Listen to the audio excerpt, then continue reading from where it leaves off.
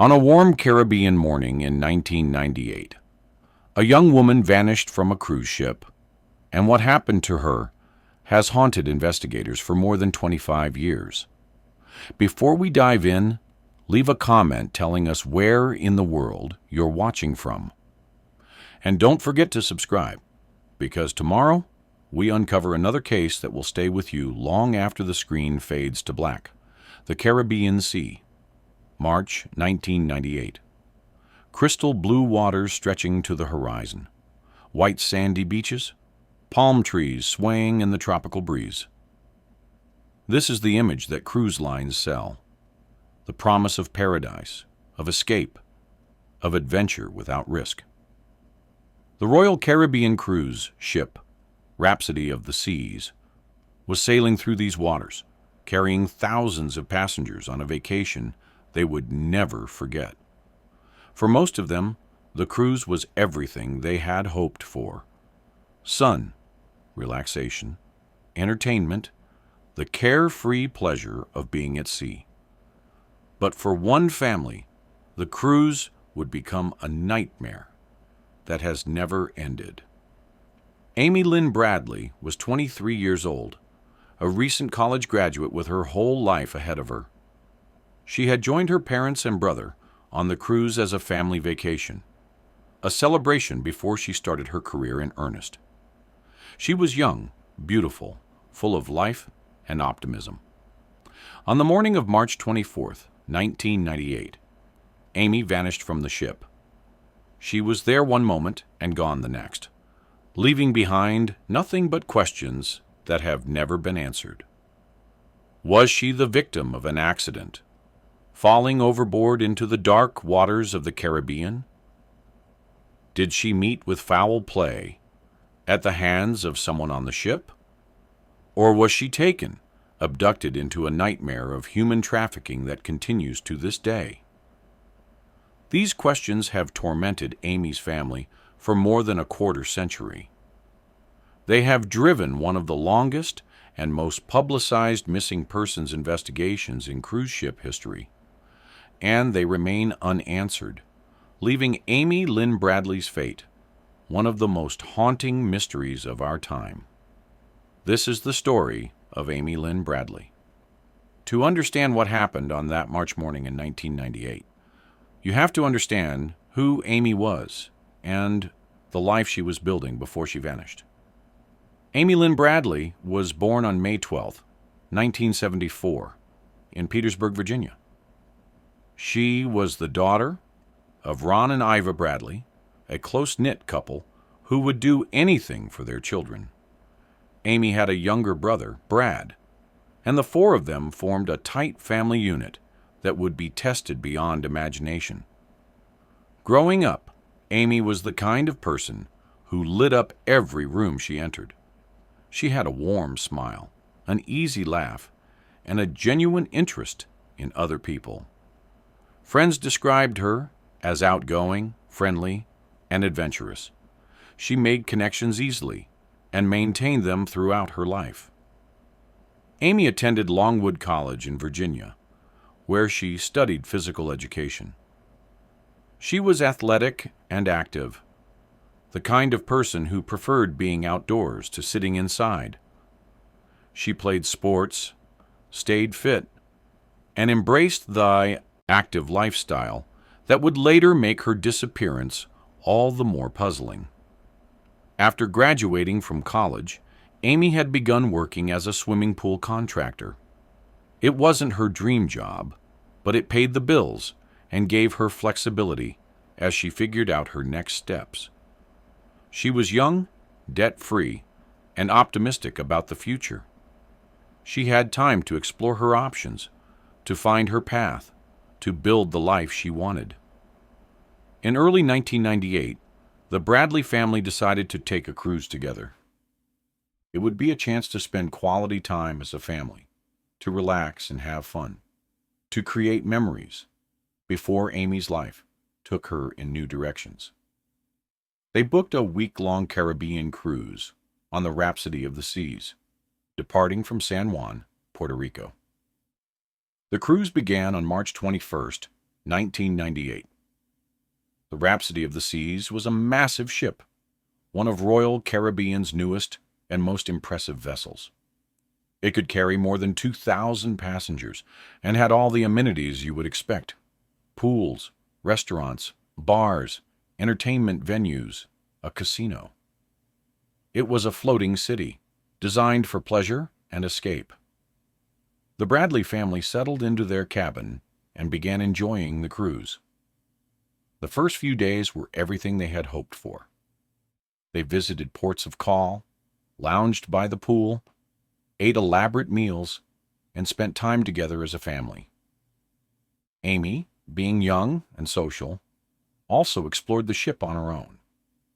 She met other passengers, made friends, went to the ship's nightclubs and bars. She was having the time of her life, embracing the cruise ship experience, with the enthusiasm that characterized everything she did. One of the people Amy met on the cruise was a member of the ship's band, a musician known as Yellow. The band played in the ship's nightclub, and Amy was drawn to the music and the scene. She spent several evenings at the nightclub, dancing, drinking, enjoying herself. Her interactions with Yellow and other crew members would later become a focus of the investigation. Had Amy formed a relationship with someone on the ship? Had that relationship led to her disappearance? These questions would be asked repeatedly in the years to come. The night of March 23, 1998, was the last night of the cruise. The ship was scheduled to dock in Curaçao the next morning, and from there, the passengers would disembark and head home. It was a night for celebration, for one last hurrah before the vacation ended. Amy spent the evening in the ship's nightclub, drinking and dancing with friends and acquaintances she had made during the cruise. Her brother Brad was with her for part of the evening. Other passengers later reported seeing her there, having a good time, nothing seeming amiss. At some point in the early morning hours of March 24th, Amy left the nightclub. What happened next is where the mystery begins. According to her father, Ron Bradley, he saw Amy on the balcony of their cabin around 5:30 a.m. She was sitting in a chair, looking out at the ocean. Ron was half asleep, groggy from the early hour. He noticed Amy but didn't speak to her. He assumed she was just getting some air before going to bed. Ron dozed off again. When he woke up around 6 a.m., Amy was gone. Her shoes were still in the cabin. Her belongings were still there. But Amy herself had vanished. At first, the family assumed Amy had gone somewhere else on the ship. Maybe she had gone to get breakfast. Maybe she had gone to meet friends. The ship was large, and there were many places she could be. But as the morning wore on, concern grew. The ship docked in Curaçao around 6 a.m., and passengers began disembarking for shore excursions. Amy's family looked for her, but couldn't find her. They asked crew members. They searched public areas. She was nowhere to be found. By mid-morning, the Bradleys were frantic. They reported Amy missing to the ship's security. A search of the ship was conducted. Every cabin, every public area, every crew space was checked. Amy was not on the ship. The cruise line contacted local authorities in Curaçao. A search of the port area was conducted. Amy was not there either. The young woman who had been dancing in the nightclub just hours before had completely disappeared. The disappearance of a passenger from a cruise ship is a complex jurisdictional nightmare. The ship was registered in a foreign country. The disappearance occurred in international waters, or possibly in the waters of Curaçao, a Dutch territory. Multiple law enforcement agencies would need to be involved, and coordination between them would prove challenging. The initial investigation was handled by authorities in Curaçao, with assistance from the FBI, which has jurisdiction over crimes involving American citizens on the high seas. Royal Caribbean also conducted its own internal investigation. The first and most obvious theory was that Amy had fallen overboard.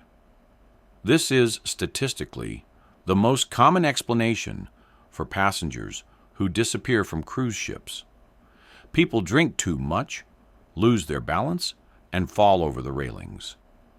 The ocean swallows them, and they are never seen again. The theory seemed plausible. Amy had been drinking heavily the night before. She had been on the balcony in the early morning hours. A fall from a balcony into the Caribbean Sea would almost certainly be fatal, and the body might never be recovered. But there were problems with this theory. The railings on cruise ship balconies are designed to prevent accidental falls. They are typically about 42 inches high, requiring someone to either climb over them deliberately or be pushed. An accidental fall would be unusual. Additionally, if Amy had fallen overboard, there should have been some evidence. A splash, a cry for help, something that would have alerted the ship or other passengers. But no one reported hearing or seeing anything unusual. The ship's systems, which might have detected a person going overboard, showed nothing. The man overboard theory also didn't explain what Amy was doing on the balcony at 5:30 a.m. in the first place. Why had she not gone to bed? Why was she sitting outside, alone, in the early morning darkness? The circumstances suggested something other than a simple accident. The second theory was that Amy had left the ship voluntarily. Perhaps she had met someone on the cruise, formed a romantic connection, and decided to stay in Curaçao rather than return home. Perhaps she had planned her disappearance, using the cruise as an opportunity to start a new life. This theory was quickly dismissed by everyone who knew Amy. She had no reason to disappear. She had a good relationship with her family. She had plans for the future. She had left all her belongings in the cabin, including her identification and money. If she had planned to disappear, she had done so without any of the things she would need to survive. The theory also didn't explain why she would have been on the balcony at 5:30 a.m. if she was planning to leave the ship. If she intended to disembark in Curaçao, she would have been getting ready, packing her things, preparing to leave. Instead, she had been sitting alone in the dark. The third theory, and the one that has gained the most traction over the years, is that Amy was the victim of foul play. Someone on the ship, either a passenger or a crew member, had harmed her or abducted her. This theory would lead investigators down paths that remain troubling to this day. The investigation into Amy's disappearance quickly focused on the people she had interacted with on the cruise, particularly the crew members she had befriended. The band member known as Yellow received significant attention. His real name was Alistair Douglas, and he was a member of the ship's house band, Blue Orchid. Amy had spent time with him and other band members during the cruise. She had been seen in their company, dancing and drinking. The nature of her relationship with Yellow was unclear, but investigators wanted to know more. Yellow and the other band members were interviewed by authorities. They admitted that Amy had spent time with them, but denied any involvement in her disappearance. They said she had left the nightclub in the early morning hours, and that was the last they had seen of her. Yellow's account of the evening was examined closely. He said that Amy had been at the nightclub. that they had danced together, that she had seemed to be having a good time. He said he had not seen her after the nightclub closed and had no idea what had happened to her. Investigators found Yellow's account plausible, but incomplete. There were gaps in the timeline, periods when Amy's whereabouts could not be accounted for. The band members had been among the last people to see her before her disappearance, and their proximity to her raised questions. But there was no physical evidence linking any crew member to Amy's disappearance. No signs of a struggle in her cabin. No blood, no evidence of violence, no forensic trace of foul play. Whatever had happened to Amy, it had left no physical evidence behind. The lack of evidence was both puzzling and frustrating. If Amy had been the victim of violence, there should have been some trace. Blood, torn clothing, defensive wounds. Something. The complete absence of evidence suggested either that no violence had occurred or that it had occurred somewhere else on the ship, somewhere that was cleaned before it could be examined. Several crew members came under particular scrutiny. In addition to Yellow and the band members, investigators looked at other staff who had interacted with Amy or who had been working in areas where she might have been on the night of her disappearance. One crew member was reported to have made comments about Amy that some found suspicious. He had allegedly told other staff that Amy was attractive and that he intended to pursue her. Whether this amounted to anything more than typical male bravado was unclear, but it raised red flags. Another crew member was reportedly seen in the area of the Bradley family's cabin in the early morning hours. His presence was not necessarily suspicious, as crew members moved throughout the ship at all hours, but it added to the list of unanswered questions. None of these crew members was ever charged with any crime related to Amy's disappearance. The evidence was simply too thin. Suspicion is not proof, and without proof, no action could be taken. The investigation was also hampered by the nature of cruise ship operations. The Rhapsody of the Seas continued its voyages after Amy's disappearance. It could not be held indefinitely for an investigation. Passengers and crew came and went. The cabin that Amy had occupied was cleaned and occupied by new guests. Potential evidence was lost or contaminated. The ship's crew also presented challenges. Cruise ship crews are drawn from dozens of countries, and crew members often move between ships and companies. By the time investigators wanted to conduct follow-up interviews, some of the crew who had been on the ship during Amy's cruise had left and were difficult to locate. Investigators did examine the ship's surveillance systems, but the coverage was not comprehensive. There were cameras in some public areas, such as the casino and some corridors, but not everywhere. Crucially, there were no cameras on the balconies where Amy was last seen, or in the corridors immediately outside her cabin. The footage that existed was reviewed carefully. It showed Amy at various points during the evening of March 23rd, moving through the ship, visiting the nightclub, interacting with other passengers and crew.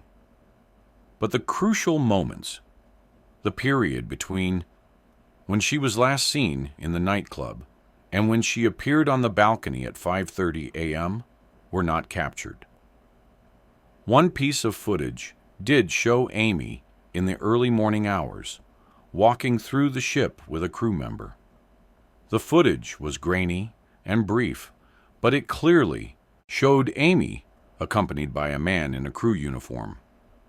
This footage raised important questions. Who was the crew member? Where were they going? What was the nature of their interaction? The crew member was eventually identified. He claimed He had simply been walking in the same direction as Amy, not accompanying her. He said they had exchanged a few words, but that he had not gone anywhere with her and had no knowledge of what happened to her afterward. Investigators were skeptical of this explanation. The footage seemed to show the two walking together, not merely in the same direction, but without additional evidence. They could not disprove the crew member's account. The investigation continued for months, but no definitive answers emerged. The FBI interviewed dozens of witnesses, examined hundreds of pieces of evidence, and pursued countless leads. Royal Caribbean cooperated with the investigation, providing access to crew members, ship records, and surveillance footage. But in the end, all of this effort produced no resolution. Amy Lynn Bradley had vanished, and no one could explain how or why. The case remained open, but active investigation gradually wound down as leads were exhausted and new cases demanded attention. For the Bradley family, this was unacceptable. They could not accept that their daughter had simply disappeared, that no one knew what had happened to her, that the investigation had reached a dead end. They resolved to continue the search themselves, to keep Amy's case alive, to find answers where law enforcement had failed. As the months passed with no resolution, the Bradley family refused to give up hope. They became tireless advocates for their daughter, doing everything in their power to keep her case in the public eye and to search for any clues that might lead to her. Ron and Iva Bradley gave countless interviews. They appeared on television programs, including America's Most Wanted, The Montel Williams Show, and numerous news broadcasts. They spoke to newspapers and magazines, did everything they could to keep Amy's face and story before the public. They believed, and continue to believe, that their daughter is alive somewhere, and that publicity is essential to finding her. The family also hired private investigators to continue the search where law enforcement had stalled. These investigators pursued leads around the world, following tips and rumors that Amy might have been seen in various locations. They traveled to the Caribbean, to South America, to anywhere that a credible sighting was reported. The cost of these investigations was enormous. The Bradleys spent their retirement savings, took out loans, accepted donations from supporters. They sacrificed their financial security in the hope of finding their daughter. And then the sightings began, giving the family renewed hope that Amy was alive. In 1999, about a year after Amy's disappearance, a man came forward with a disturbing story. He claimed that, while visiting a brothel in Curaçao, he had encountered a young woman who identified herself as Amy Bradley.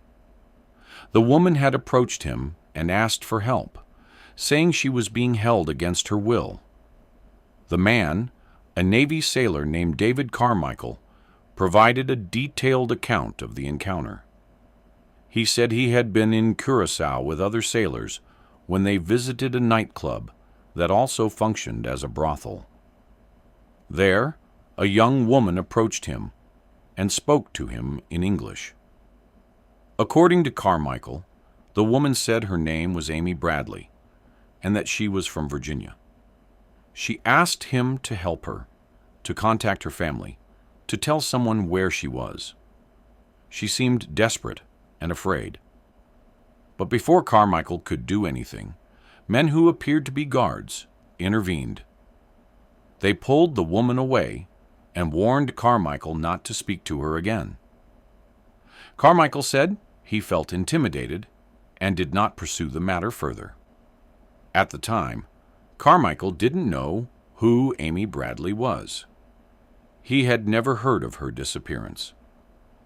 It was only later, when he saw Amy's missing person poster that he realized the significance of what he had witnessed.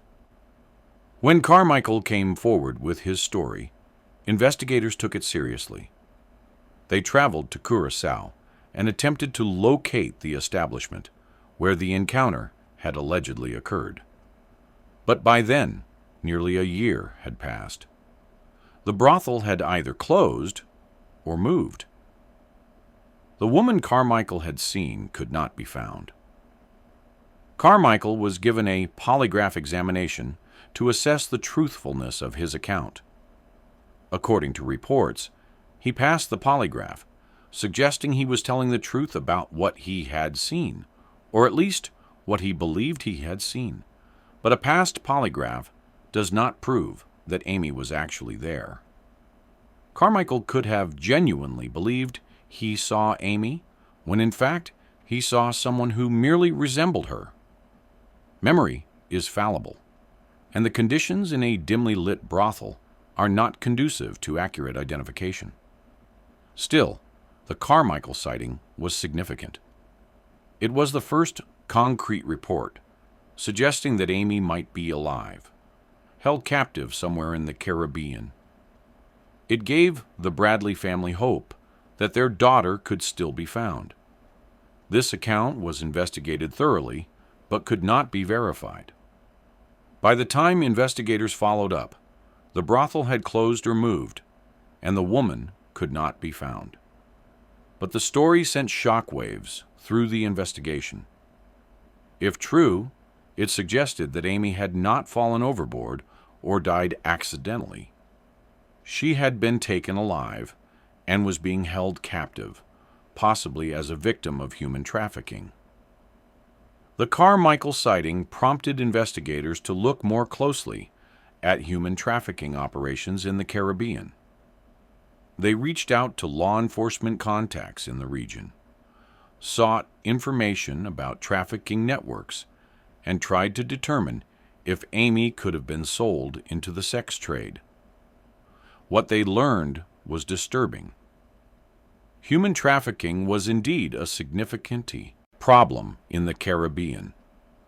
Women were trafficked from South America, Central America, and the Caribbean islands themselves. They were forced into prostitution, moved frequently between locations, and often unable to escape. The victims were controlled through violence, threats, and isolation. They were typically transported with false documents or no documents at all. They were kept in conditions of captivity, unable to contact their families or seek help from authorities. If Amy had been kidnapped and sold to traffickers, finding her would be extraordinarily difficult. She could have been moved anywhere in the region, possibly even to other continents. She could be held in any of hundreds of brothels, massage parlors, or private residences. The traffickers would have every incentive to keep her hidden and to prevent her from being identified. More sightings followed over the years, each adding to the weight of evidence suggesting Amy was alive. In 2005, a woman on vacation in Barbados reported encountering a woman she believed to be Amy in a shopping area. The tourist, whose name was Judy Maurer, was browsing in a store when she noticed a woman who looked strikingly similar to Amy Bradley. Maurer had seen Amy's case, featured on television, and had studied her photograph. She was confident that the woman she saw in Barbados was the same person. According to Maurer, the woman was accompanied by a man who seemed to be controlling her movements. The woman appeared nervous, uncomfortable, and was not allowed to speak freely. When Maurer tried to approach her and start a conversation, the man quickly intervened and led the woman away. Maurer followed them out of the store and watched as they got into a vehicle and drove away. She noted details about the man and the vehicle, but was unable to follow them further. After returning to the United States, Maurer contacted authorities with her report. She was interviewed extensively and was considered a credible witness. She had no connection to the Bradley family, no reason to fabricate a sighting, and her account was detailed and consistent. The tourist later saw Amy's missing person poster and contacted authorities. She was certain the woman she had seen was Amy Bradley. Investigators followed up on Maurer's report. They traveled to Barbados, showed Amy's photo to local residents and business owners, and tried to determine if she had been in the area. But no additional witnesses could be found, and the woman Maurer had seen was not located. In 2005, another disturbing piece of evidence emerged. A photograph appeared on an adult website that appeared to show a woman resembling Amy. The photo was posted on a site that featured images of women, some of whom appeared to be in the sex trade. The woman in the photo bore a striking resemblance to Amy. She had similar features, similar coloring, a similar build. But what made the photo particularly compelling was the presence of what appeared to be identifying marks.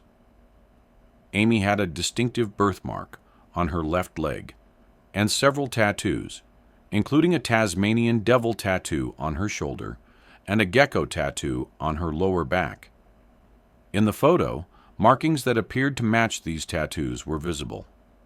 The photo was analyzed by experts, including FBI forensic specialists and independent analysts hired by the Bradley family. The consensus was that the resemblance was striking, and that the visible markings were consistent with Amy's known tattoos.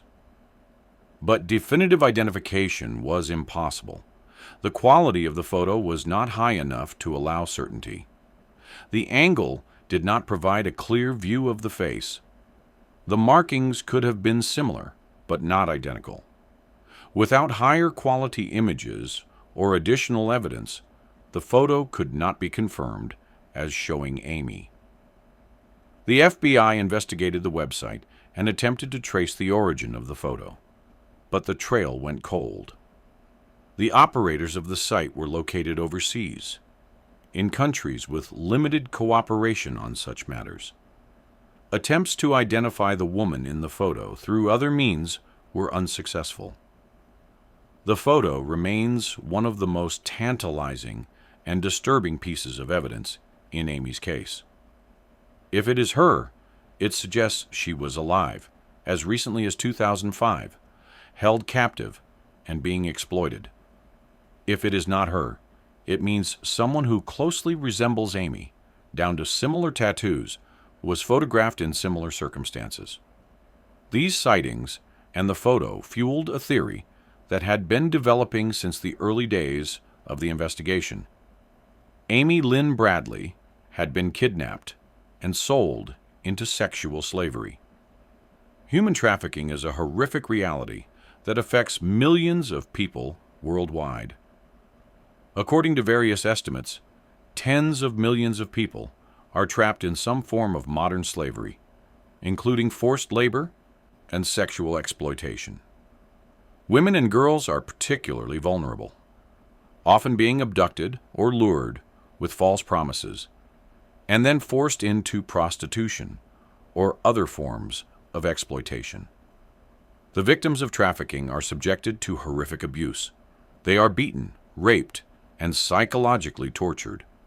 They are moved frequently, kept in conditions of isolation, and denied any ability to contact family or seek help. Many never escape. Many die in captivity. The trafficking industry is worth billions of dollars annually. It is run by sophisticated criminal organizations that operate across international borders. These organizations are skilled at evading law enforcement, corrupting officials, and hiding their victims. The Caribbean, with its proximity to South America and its many small islands and ports, has long been identified as a region where human trafficking occurs. The theory that Amy had been taken by traffickers was not implausible, given the geography and the criminal activity in the region. Several factors in Amy's case were consistent with a trafficking scenario. She was young and attractive. She was in a location, a cruise ship, in the Caribbean, where traffickers could have been operating. She disappeared without a trace, leaving no body and no definitive evidence of death. And she was subsequently reportedly seen in circumstances consistent with trafficking. But it's important to note that the trafficking theory has never been proven.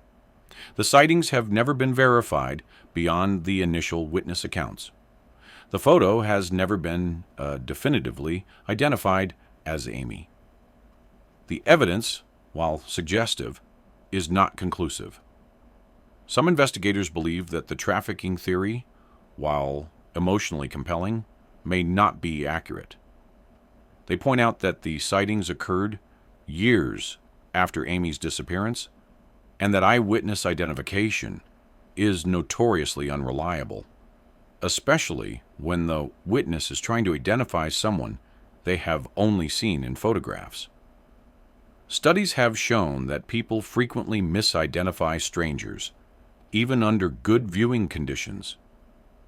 In the conditions described by the witnesses, dim lighting, brief encounters, emotional stress, the likelihood of misidentification increases significantly. These investigators tend to favor the simpler explanation that Amy fell overboard on the night of March 24, 1998, and that her body was lost at sea. This explanation is less dramatic and provides no hope, but it is also more consistent with what typically happens in cruise ship disappearances. Statistics on cruise ship disappearances support this view. According to various analyses, most people who go missing from cruise ships are never found. The assumption in most cases is that they went overboard, whether accidentally, by suicide, or as a result of foul play. The ocean is vast, and bodies can disappear quickly. The truth is that we don't know what happened to Amy Lynn Bradley. We may never know. The evidence is incomplete, the witnesses are unreliable, and the passage of time has made the case increasingly difficult to solve. The cruise industry came under significant scrutiny following Amy's disappearance. Her case highlighted the unique challenges of investigating crimes at sea and the vulnerability of passengers on cruise ships. Cruise ships are, in many ways, their own little worlds. They operate outside the jurisdiction of any single country. They are registered in countries like the Bahamas, Panama, or Liberia, often chosen for their favorable tax laws and regulations rather than their law enforcement capabilities. They are staffed by crew members from dozens of nations, hired through complex international arrangements. They carry passengers who are often drinking heavily, relaxing their usual caution, engaging in behaviors they would not engage in at home. This creates opportunities for crime that are difficult to prevent and even more difficult to investigate. When something happens on a cruise ship, who is responsible? Which country's laws apply? Which police force investigates? The answers to these questions are complicated and often unsatisfying. Jurisdiction typically depends on where the ship is registered, where the crime occurred, and the nationalities of the people involved. In practice, this often means that no single law enforcement agency has clear authority, and investigations fall through the cracks. In Amy's case, these jurisdictional complexities hampered the investigation from the start. The FBI had jurisdiction because Amy was an American citizen, but the ship was in foreign waters when she disappeared. The authorities in Curaçao had jurisdiction because the ship was docked there when her disappearance was reported. The country where the ship was registered had some jurisdiction as well. These multiple authorities had to coordinate, share information, and work together. This process was slow and cumbersome. By the time investigators could act effectively, the ship had moved on, the crew had scattered to their home countries, and evidence had been lost or degraded. The cruise line's response to Amy's disappearance was also criticized. Critics alleged that Royal Caribbean did not take the disappearance seriously enough at first, that they were slow to conduct a thorough search, and that they prioritized keeping the cruise on schedule over finding a missing passenger. Royal Caribbean denied these allegations. Company representatives said they had conducted a thorough search of the ship as soon as they were notified that Amy was missing. They said they had cooperated fully with law enforcement and had done everything in their power to help find her. But questions remained. Why wasn't the ship stopped immediately when Amy was reported missing? Why were passengers allowed to disembark in Curaçao before a complete search was conducted?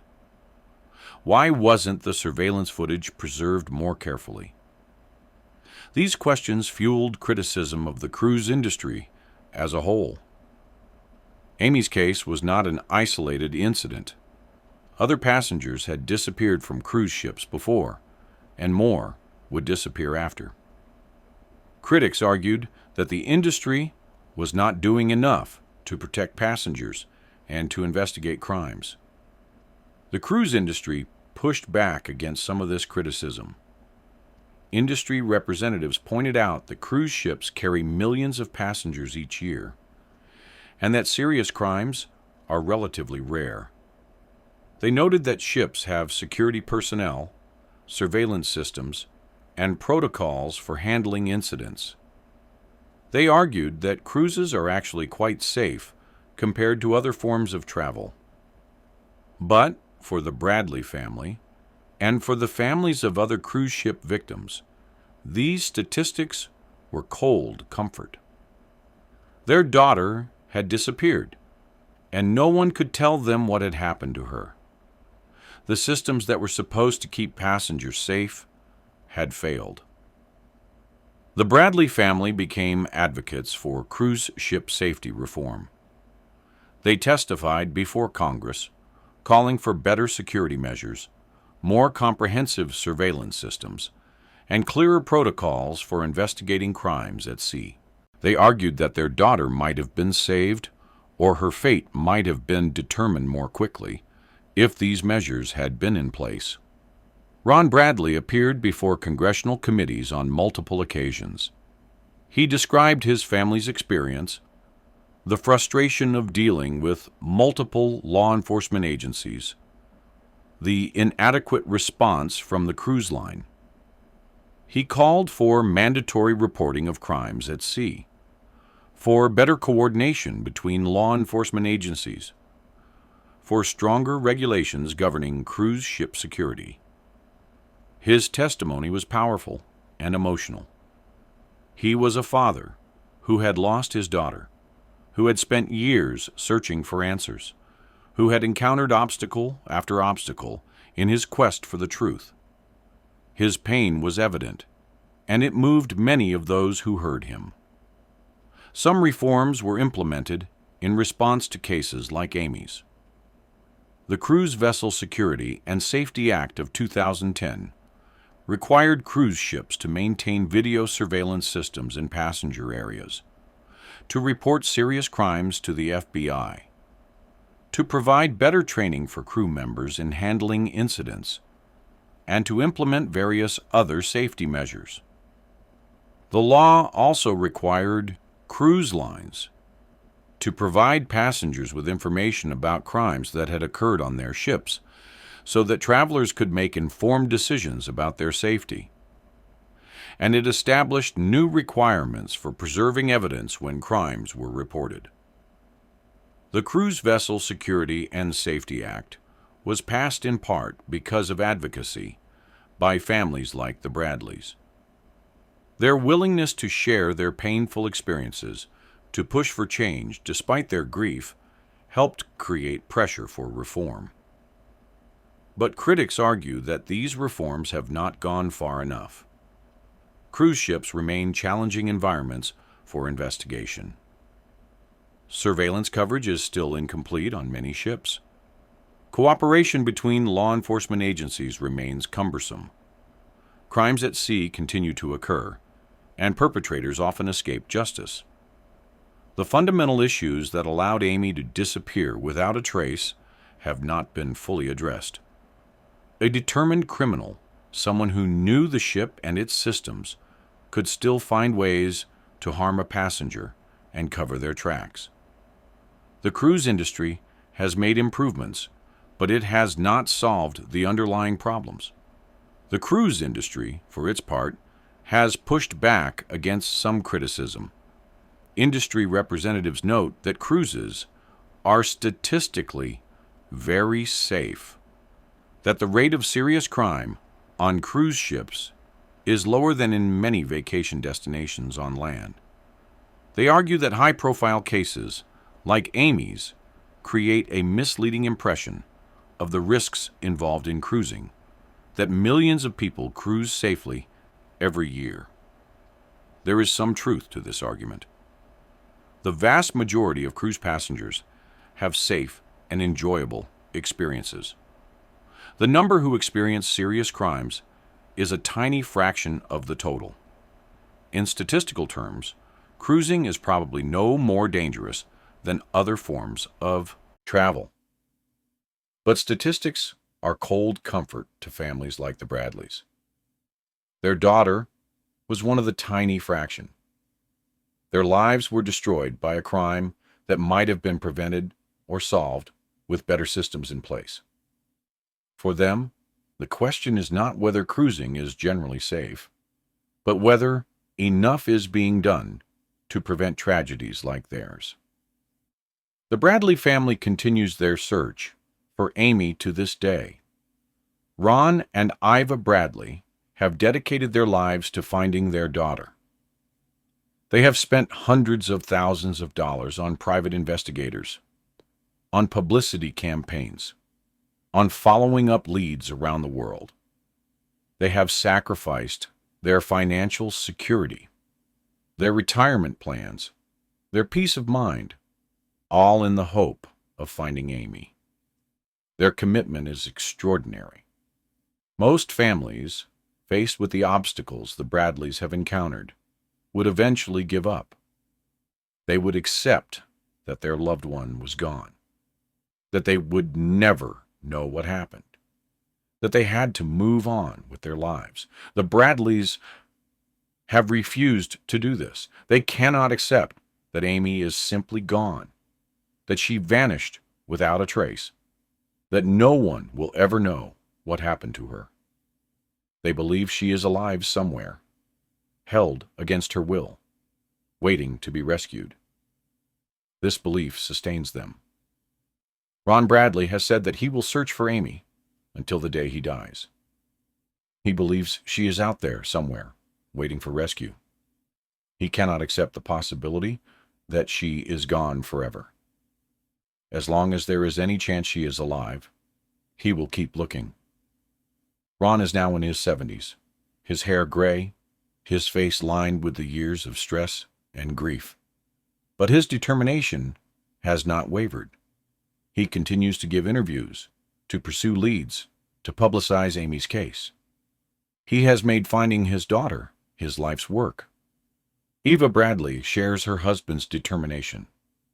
She has stood by his side through every disappointment, every false lead, every dead end. She has endured the special torture of not knowing, of hoping and fearing in equal measure. She has refused to give up on her daughter. The toll on the Bradley family has been immense. The years of searching, the constant stress, the financial burden, the emotional weight of not knowing, all of this has taken its toll. The family has been tested in ways that few families are ever tested. They have endured, but not without cost. Brad Bradley, Amy's younger brother, has also been deeply affected by his sister's disappearance. He was there on the cruise, was one of the last people to see her before she vanished. He has carried the weight of that night for more than 25 years, wondering if there was something he could have done differently, something that might have saved her. Brad has been active in the search for his sister, supporting his parents, helping to publicize the case, holding on to hope that Amy will be found. He has spoken about growing up in the shadow of her disappearance, about how it has shaped his entire adult life. The family maintains a website and social media presence dedicated to Amy's case. They regularly update these platforms with information about the search, about any new developments, about ways people can help. They share Amy's photo, her story, the details that might help someone recognize her if she is still alive. The FBI maintains an active file on Amy's disappearance. She is listed on the FBI's missing persons database, and the Bureau continues to investigate tips and leads as they come in. The case has never been closed. It remains open, active, and under investigation. A reward of up to $250,000 has been offered for information leading to Amy's recovery. This reward, funded by various sources, including the Bradley family and anonymous donors, represents one of the largest rewards in any missing persons case. The hope is that the financial incentive might encourage someone with information to come forward. Over the years, numerous tips have been received and investigated. People have reported seeing Amy in various countries throughout the Caribbean and beyond. They have reported hearing about her from others. They have provided information that seemed potentially significant. Each tip is taken seriously by the FBI. Agents follow up, investigate, try to determine if the information is credible. In many cases, the tips lead nowhere. The person who is seen turns out to be someone else. The information turns out to be a mistake or a fabrication. But the family and investigators know that somewhere, someone has information about what happened to Amy. Someone saw something. Someone knows something. The tip that solves the case could come at any time. The passage of time has made the case increasingly difficult. If Amy is alive, she would now be nearly 50 years old.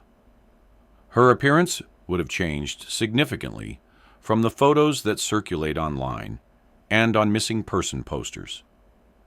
She might not be easily recognizable to someone who knew her only from those photos. If she has been held captive for more than 25 years, the psychological trauma would be immense. Victims of long-term captivity often suffer from severe psychological conditions. They may develop what is sometimes called Stockholm Syndrome, forming attachments to their captors. They may have difficulty remembering their former lives. They may have been so thoroughly conditioned that they no longer seek escape. These possibilities make the search even more complicated. Even if Amy were found, she might not be the same person she was in 1998. The trauma of her experience could have fundamentally altered her psychologically. Reunion with her family, while joyful in some ways, could also be enormously challenging. The case of Amy Lynn Bradley has become a touchstone in discussions of cruise ship safety and human trafficking. Her face has appeared on countless posters, websites, and television programs. Her story has been told and retold, analyzed and debated, featured in documentaries and podcasts, examined by professional investigators and amateur sleuths alike. The fascination with Amy's case stems from multiple factors. There is the setting, the cruise ship in the Caribbean, a place associated with vacation and pleasure, suddenly transformed into the scene of a nightmare.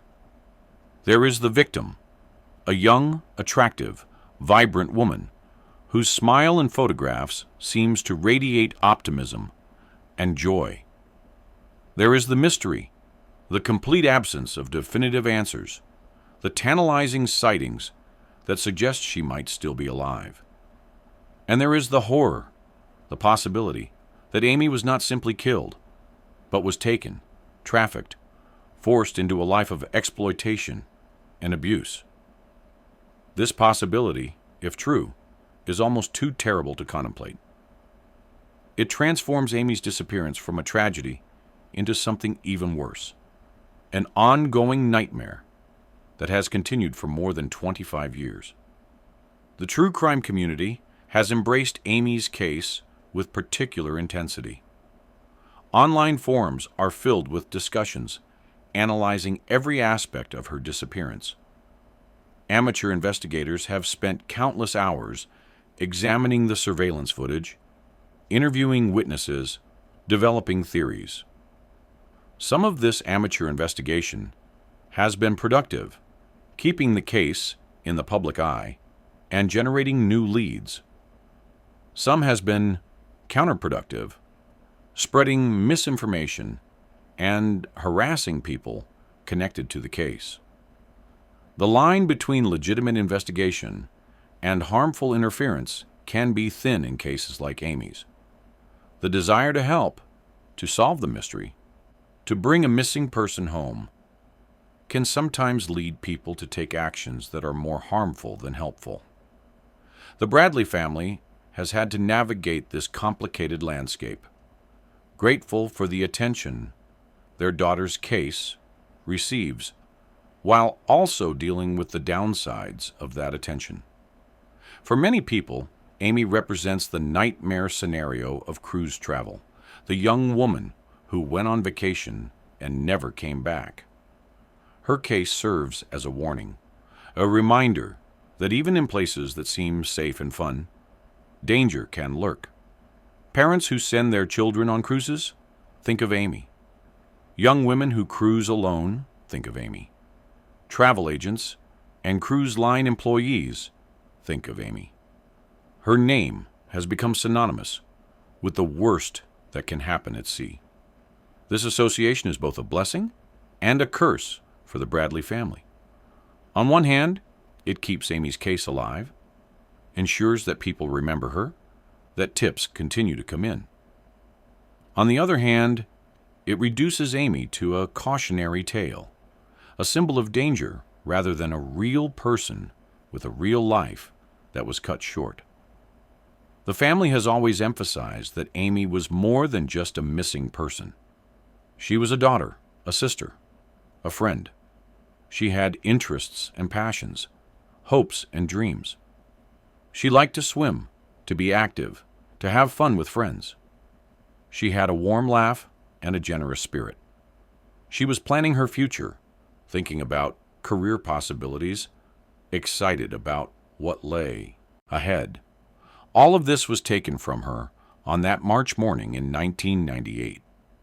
Whether she died that day or was taken into a nightmare of captivity, her life as she knew it ended. The Amy who boarded the Rhapsody of the Seas, full of excitement for a family vacation, never came home.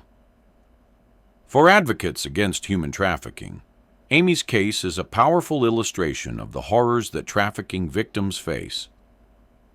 If the theory is correct, she has spent more than 2 decades in captivity, forced into sexual exploitation, her humanity stripped away.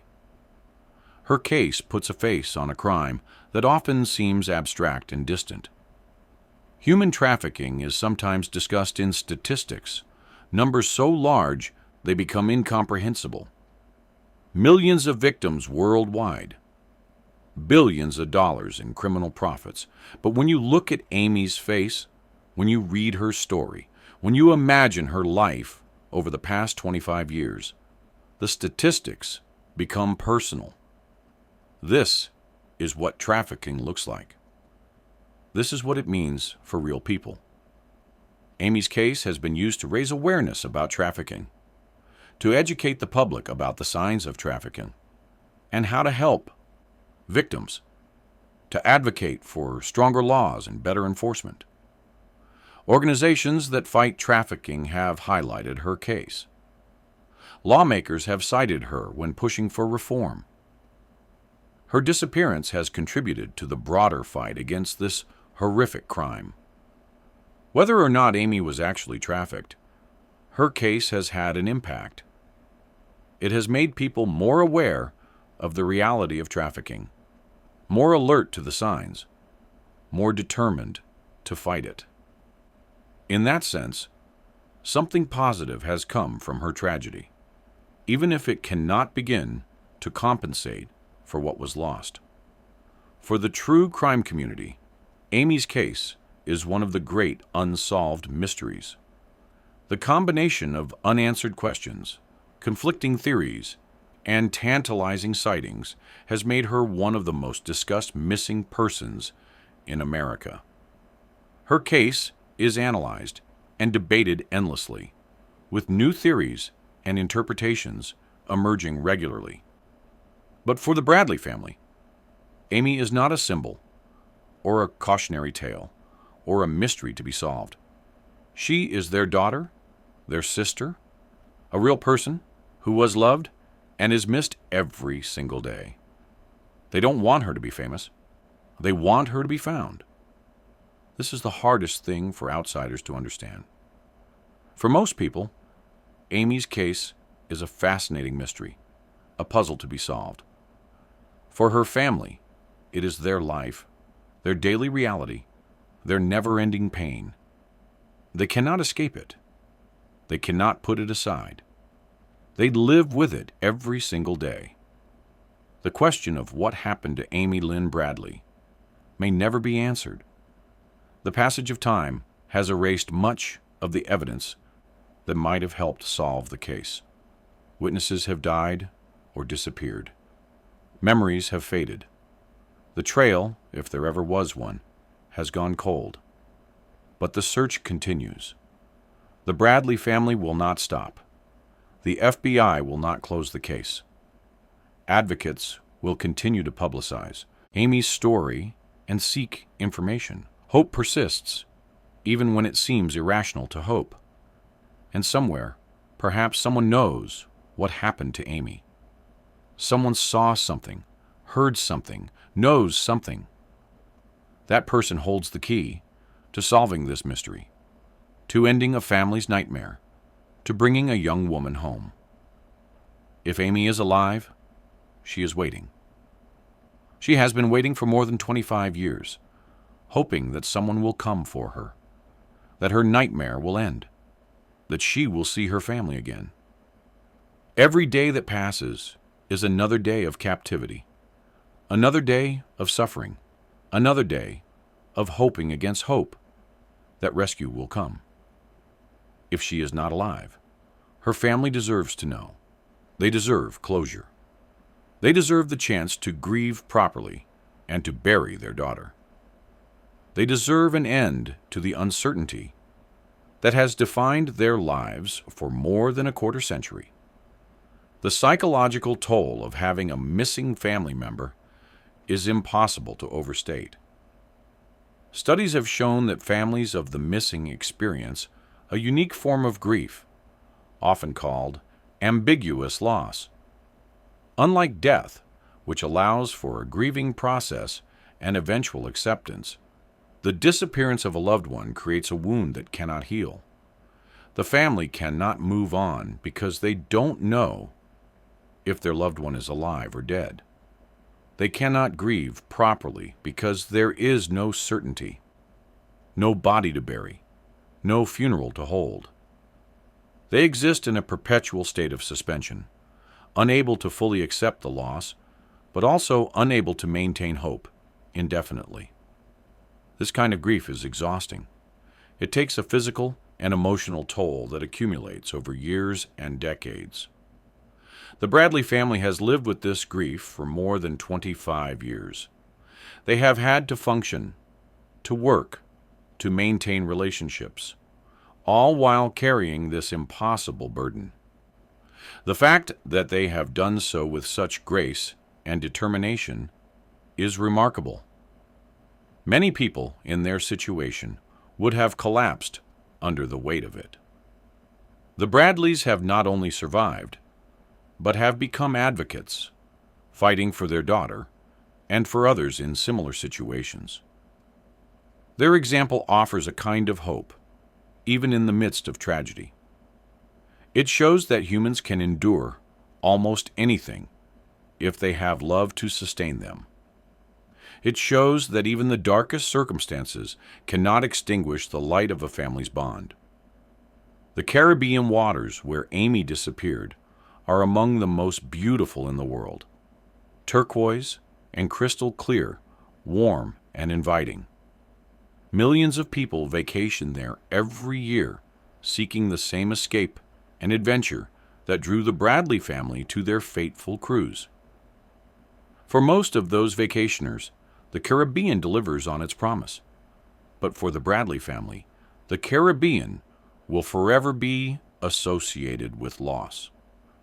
The story of Amy Lynn Bradley is ultimately a story about love. About a family's love for their daughter, a love so strong that it has sustained them through decades of searching. About the love of a young woman for her family, a love that, if she is alive, has surely kept her hoping for rescue.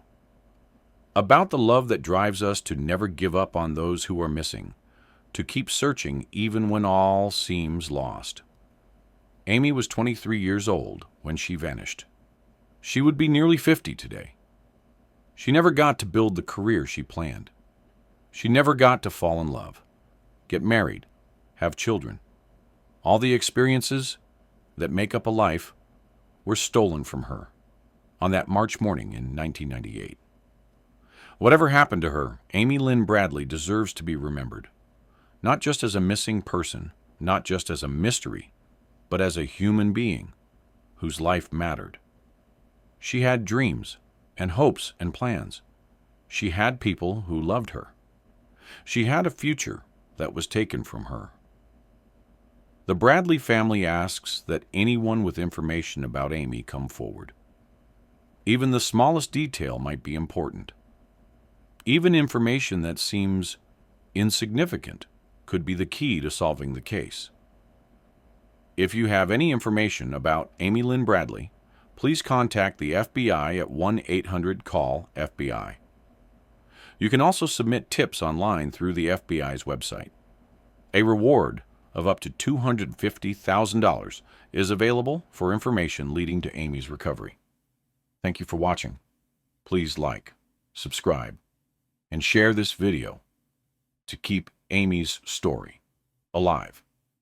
Someone, somewhere, knows what happened to her. With your help, we might finally bring her home. The search for Amy Lynn Bradley continues. It has been more than 25 years since she vanished from the rhapsody of the seas, more than 25 years since her family last saw her face. But they have not given up hope. They will never give up hope.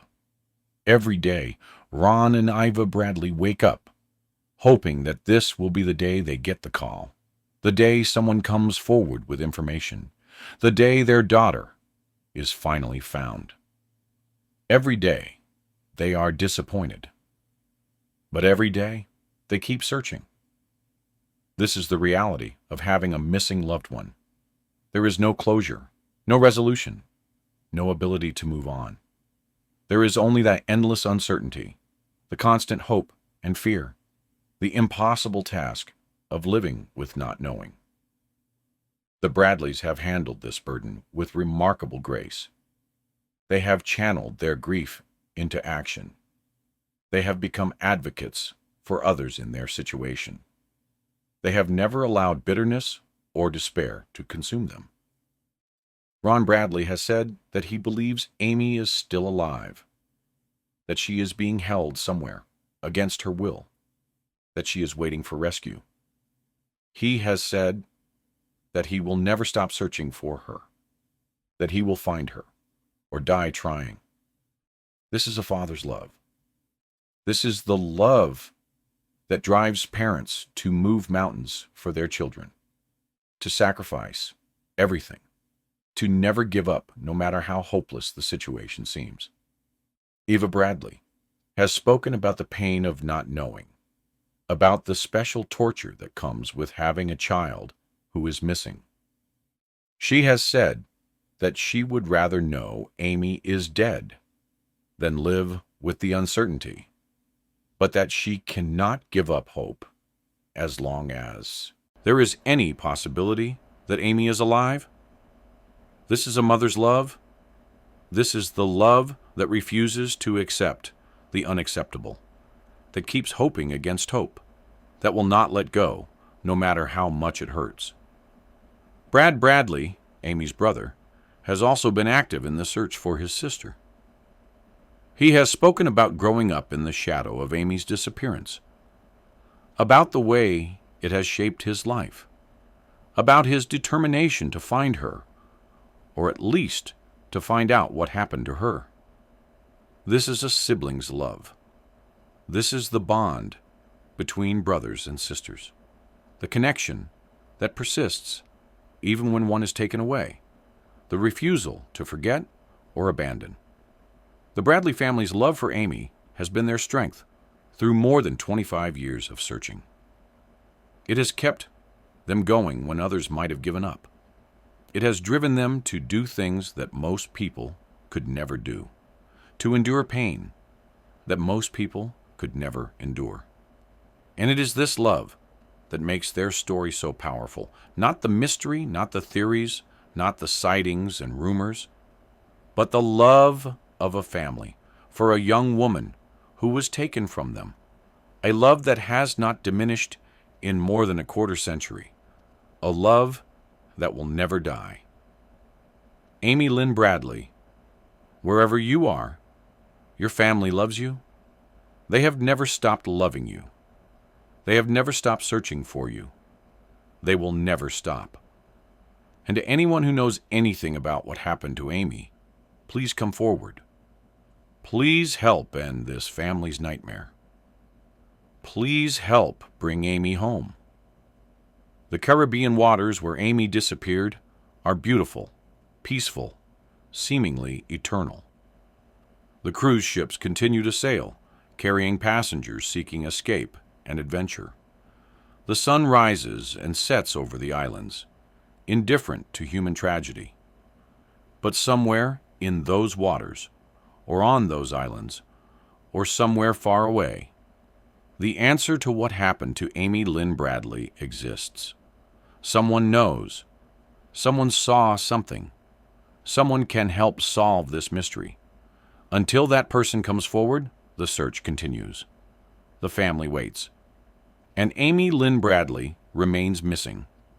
A young woman frozen in time, forever 23 years old, forever smiling in the photos that have become her only presence in the world. If you have any information about the disappearance of Amy Lynn Bradley, please contact the FBI at 1-800-CALL-FBI. Tips can also be submitted online.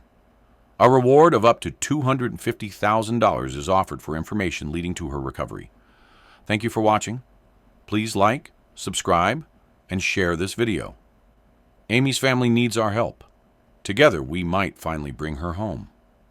The mystery of Amy Lynn Bradley reminds us that even in our modern world, with all our technology and connectivity, people can still vanish without a trace.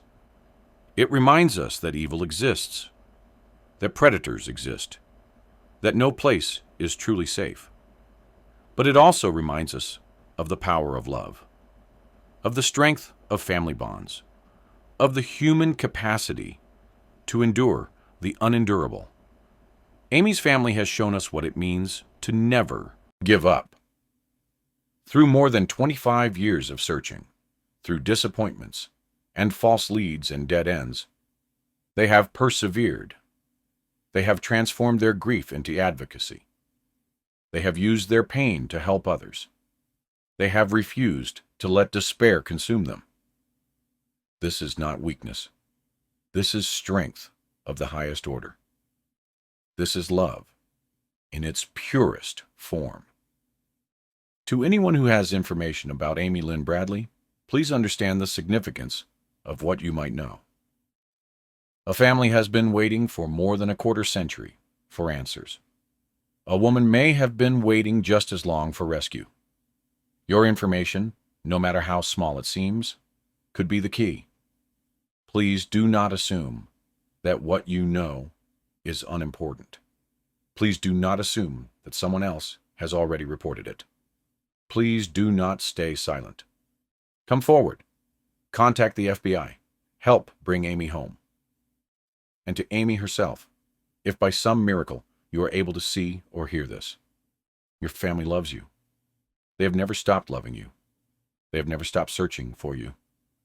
They will never stop. Hold on. Keep hope alive. We are looking for you. Amy Lynn Bradley. Missing since March 24th, 1998. Last seen on the Rhapsody of the Seas. If you have any information, contact the FBI at 1-800-CALL-FBI. A reward of up to $250,000 is offered for information leading to her recovery. May Amy be found. May her family have peace. And may justice be done, whatever the truth turns out to be. The search for Amy Lynn Bradley represents one of the longest-running active missing person investigations in American history.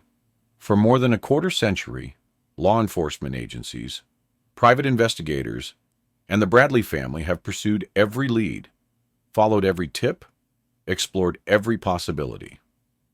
The dedication to finding Amy has been extraordinary.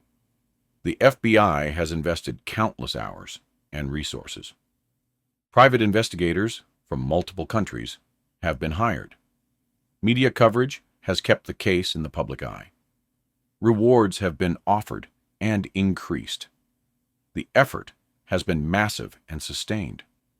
And yet, Amy remains missing. Despite all the effort, despite all the resources, despite all the publicity, she has not been found.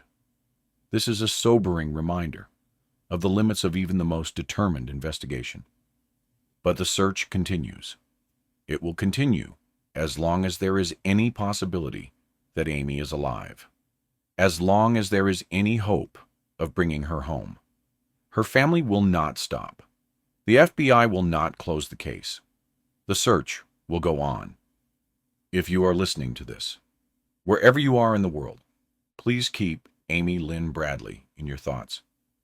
Please share her story. Please look at her photo and remember her face.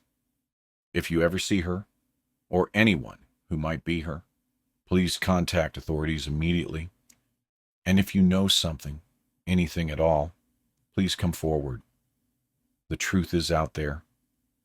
Someone knows what happened. That person may be listening right now. Please, find the courage to speak. Please, help end this family's nightmare. Amy Lynn Bradley deserves to be found. Her family deserves answers. And the world deserves to know the truth about what happened on the Rhapsody of the Seas on that March morning in 1998. Thank you for watching. Please like, subscribe, and share. Never forget Amy Lynn Bradley.